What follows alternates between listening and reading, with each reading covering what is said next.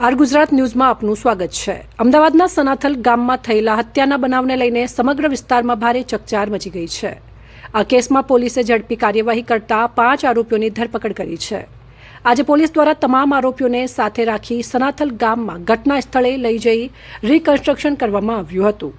આ ઘટનાને લઈને ગામમાં મોટી સંખ્યામાં લોકો એકત્રિત થયા હતા અને લોકોમાં ભારે રોષ જોવા મળ્યો હતો। પોલીસ દ્વારા આરોપીઓને ઘટના સ્થળે લઈ જઈ આખી ઘટનાનો ક્રમ સમજાવવાનો પ્રયાસ કરવામાં આવ્યો હતો। કેવી રીતે ઝઘડો શરૂ થયો, કયા કારણોસર હત્યા સુધી મામલો પહોંચ્યો અને આરોપીઓએ કેવી રીતે સમગ્ર ઘટનાને અંજામ આપ્યો તેની વિગતવાર તપાસ હાથ ધરાઈ હતી। રિકન્સ્ટ્રક્શન દરમિયાન ચુસ્ત પોલીસ બંદોબસ્ત ગોઠવવામાં આવ્યો હતો જેથી કોઈ અનિચ્છનીય બનાવ ન બને। આ સમગ્ર મામલે ગામના લોકોએ પોલીસ સમક્ષ કડક માંગણીઓ પણ મૂકી છે। ગામ લોકોનું કહેવું છે કે આરોપીઓએ ગામનું વાતાવરણ બગાડ્યું છે અને આવા ગુનાઓ સામે કડક સંદેશો જોવો જોઈએ। લોકોની માંગ છે કે તમામ આરોપીઓનો ગામમાં જાહેરમાં વરઘોડો કાઢવામાં આવે અને ગામના લોકો પાસે જાહેરમાં માફી માંગવામાં આવે। ગામ લોકો માને છે કે આવી કાર્યવાહીથી સમાજમાં એક કડક સંદેશ જશે અને ભવિષ્યમાં કોઈપણ વ્યક્તિ કાયદો હાથમાં લેવાની હિંમત નહીં કરે।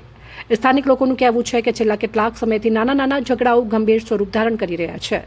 જો સમયસર કડક કાર્યવાહી ન થાય તો ગુનાખોરીમાં વધારો થઈ શકે છે।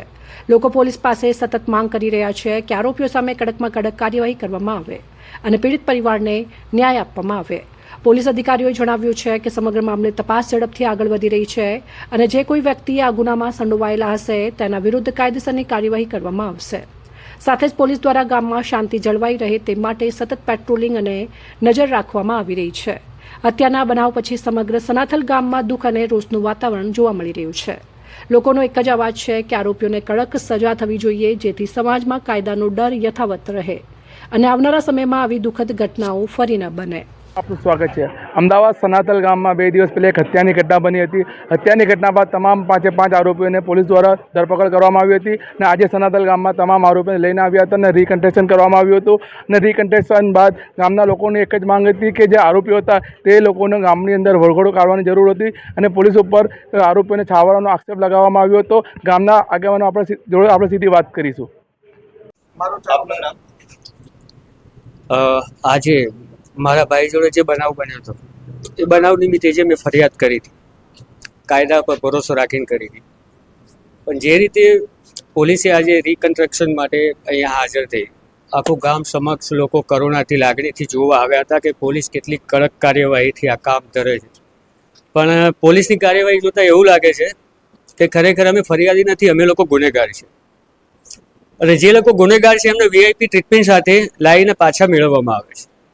તપાસમાં મેં જ્યારે ફરિયાદ કરી ત્યારે બી મેં એમને સખત રીતે કીધું હતું કે જે ગુનેગારો આંખ સમક્ષ છે 5 એ તો છે જ, પણ એની પાછળ જેટલા બી શંકાસ્પદ વ્યક્તિ હોય એમને રજૂ કરવાની અને એમને આગળ લાવવાની ફરજ તમારી છે, તમારી પાસે પાવર છે।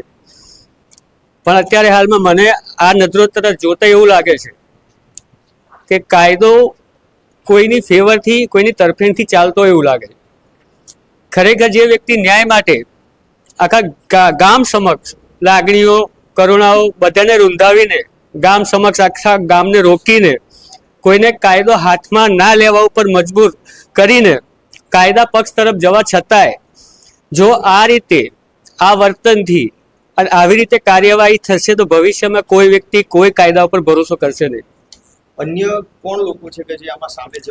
અન્ય એ લોકોએ તપાસ કરી, જે એમના પરિવારના લોકો છે કે જેમને ઓન ધ સ્પોટ જગ્યા ઉપર વ્હીકલ લઈને આવ્યા, એ લોકોને લઈ ગયા। એ સમક્ષ એ લોકોને જોતા એવું જ લાગે છે કે અગાઉથી એ લોકોને જાણ હતી કે આવું કંઈક બનાવ બનવાનો છે, એ લોકો તૈયારીમાં હતા। એ લોકો જે લોકો ગુનેગાર છે એ લોકોના જવાબ ઉપરથી કહેવાથી માણસ સહેલાઈથી એમના નજર સમક્ષથી નીકળી જતા હોય અને અમારા જેવા ફરિયાદી રાત્રે 2:30 વાગ્યાથી લઈને સવારના 6:30 વાગ્યા સુધી એમની જોડે ફરિયાદો લખાવતા હોય, અમારી જોડે આટલા તરફેણ કરીને આ રીતે કાયદો ચાલતો હોય તો આ બહુ વિચારવા જેવી બાબત છે।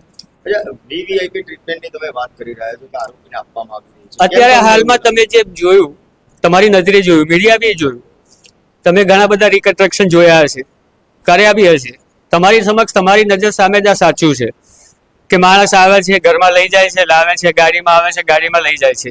જો કે કોઈ બી ગુનેગાર હોય એની ગુનેગારની જગ્યાઓ અલગ અલગ હોય, કેટલી જગ્યાએ ગયો હોય, કેટલી જગ્યાએ ફર્યો હોય, એની પાછળ કોને સપોર્ટ કર્યો હોય, ઘણી બધી નાની નાની વિગતો હોય જેનાથી સચ્ચાઈ બહાર આવી શકે છે. પણ પોલીસ જેટલા તરફેણથી કામ કરી રહી છે એ મારા કહેવા કરતા બધાની નજર સામે જ છે. કોનું દબાણ છે પોલીસ? અને કદાચ કોઈ દબાણથી, કોઈ પ્રેશરથી કે કોઈ ગમે તે બાબતથી આ હોય તે સમક્ષ કરે, જાહેર કરે અને ફરીથી આને કડક પગલાં લઈને ફરીથી રિકન્સ્ટ્રક્શન કરીને આખા ગામને ગામમાં બનાવ બનશે. આવા ફરીવાર આ રિકન્સ્ટ્રક્શન કરી જે આખું ગામ જે કડક શિક્ષા, કડક સજાની રીતે જે રિકન્સ્ટ્રક્શન કરવાનું હોય તે પાછું કરે. ફરીથી અમારા લોકોનો જે વિશ્વાસ ડગે એવો લાગે છે અને પાછો અમને આપે એવી આશા સાથે કહું. અને જો આવી રીતે ગુનેગારો જે આટલું જઘન્ય આપણા ભારતમાં સૌથી મોટો ખરાબમાં ખરાબ ગુનો કરેલા વ્યક્તિઓ જોડે જો આટલી સારી રીતે ટ્રીટમેન્ટ થતી હશે તો દરેક વ્યક્તિ આવા ગુનાના આચરણ કરવા માટે હંમેશા તૈયાર રહેશે.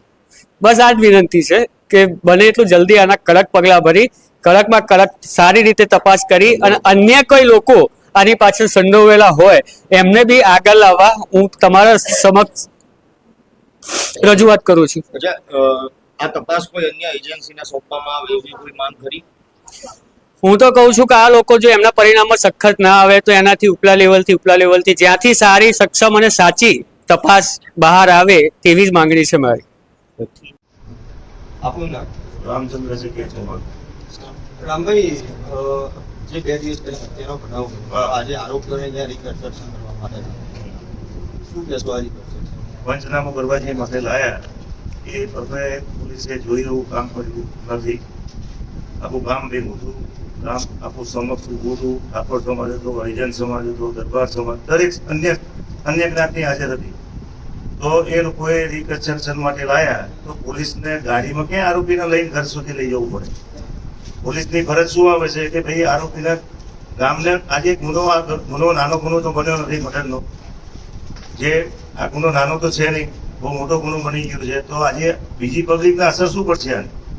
આવી સેવા પોલીસ આપશે, ઘર સુધી ગાડી લઈ જાય, ગાડીમાં બેસાડીને આરોપીને લઈ જાય, આ તો વ્યાજબી નથી જ ને.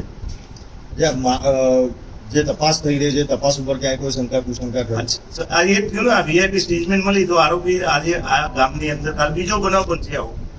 તો આ બનાવ ગામની અંદર આવા બનાવ ચાલુ જ રાખવાના અમારે. શું માંગ છે હવે? કોઈ અન્ય આ ખોટો એજન્સી છે. તપાસ અમને અમારો આ ન્યાય ખોટો મળ્યો. અન્ય કોઈ એજન્સી તપાસ કરે એવી માંગ? હા, એસીબી ને આપો કામ. ગાંધીનગર એસીબી ક્રાઇમ બ્રાન્ચના કામ કેસ આપવો પડે. આની પાસે તપાસ તો ગોતવી પડશે ને. એ અમારો ભય જતો રહ્યો છે. આ 5 સિવાય અન્ય કોઈ આ ગુનાની અંદર સામેલ હોય? આ લેવા એ સામેલ જ કહેવાય ને. ગાડી લઈને આજે માણસને લેવા આવે છે આરોપીને, તો કોઈ આરોપીને એમને તો કોઈ લેવા આવતું નથી. આજે આરોપીને લઈ જાય છે, સેવા આપે છે, એનો મતલબ શું થયો? એ બી સંકળાયેલો જ છે ને આમ. એ લોકોને સજા થવી જોઈએ. મહેશ ઠાકોર. મહેશભાઈ, જે ઘટના ગામની અંદર બનેલી છે, હા, શું કહેશો એને લઈને?